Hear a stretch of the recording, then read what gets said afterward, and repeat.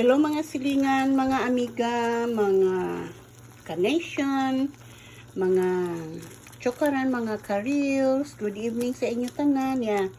Share na ko sa inyo ha, nagluto ko og chicharon.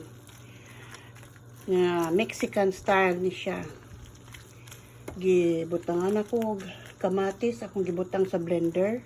Tangag sibuyas, cilantro. Kunya, gisahon nimo gamay and then ilunod nimo ang chicharon. Pahumuko nimo siya gamay. And then humukay na siya lami, kain na siya halang-halang kay naa may chili. So, ako lang i-share sa inyo guys para sa inyong panihapon diha. Unta malipayon mong tanan. Don't give up. Just proceed. And sa ulihi mag-success